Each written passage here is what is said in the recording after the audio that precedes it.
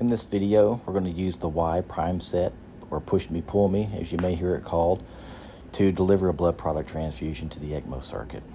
Here are the supplies you need: the blood filter itself, some tubing, either 33-inch tubing or 48-inch tubing, a 50 cc syringe, and your blood. You're going to go ahead and assemble it with your syringe on the end, and you're going to connect to the end of the Y your blood tubing that's going to hook up to your circuit. Next, you're going to make sure that the slide clamp is closed, going down to the tubing, the IV tubing that will connect to the circuit. Then we're going to spike the blood, squeeze the reservoir a few times to prime, and then we're going to start aspirating. And you see the air there in the syringe right now. That's okay. Hold it up and down so all the air comes to the top. Aspirate the syringe until it's full.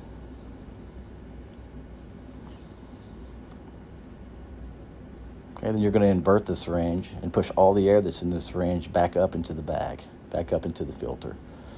Tap it a few times, move it around to make sure all the air goes to the top. And once you're sure you have all the air out, go ahead and fill it back up.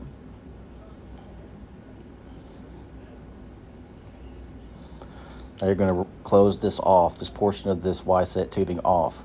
So we're going to engage the slide clamp as well as the roller clamp. And then we're going to prime our tubing, our IV tubing that we're going to hook up to the ECMO circuit. Open the slide clamp now.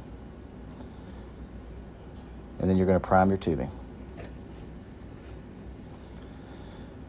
Clean the portion of your manifold that you want to hook the tubing up to. And then connect it to the ECMO circuit. Now we're going to program the pump. Whatever care area you're in, you're going to do an intermittent transfusion for blood products, number 3. Now we're going to do packed red blood cells, volume time. And in this instance, we're going to do 120 mils over 3 hours.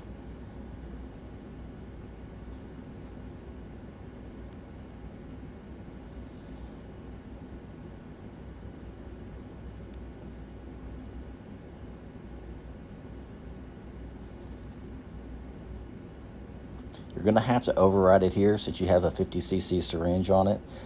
When you enter the 120 volume, you're going to have to override that because the syringe obviously isn't big enough, and you're going to have to refill the syringe multiple times during this transfusion. So now we're going to start the transfusion. Wait for it to go for a second to build up pressure, and then we're going to open it up to the circuit. Once your syringe empties, we're going to do it all again. Okay, so we're going to stop the pump. We're going to turn off the stopcock to the circuit.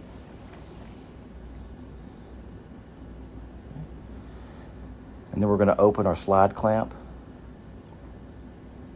and our roller clamp and aspirate to fill up the syringe again.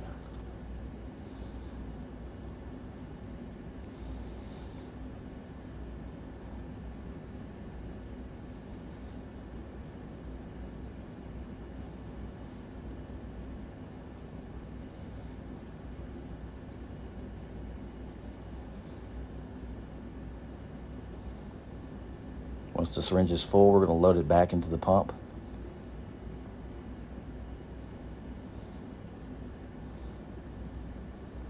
Program the pump to confirm and continue the same transfusion. And then we're going to close the slide clamp, close the roller clamp again. We're going to hit start on our transfusion. Allow pressure to build up. And then we're going to open back to the circuit and continue the transfusion.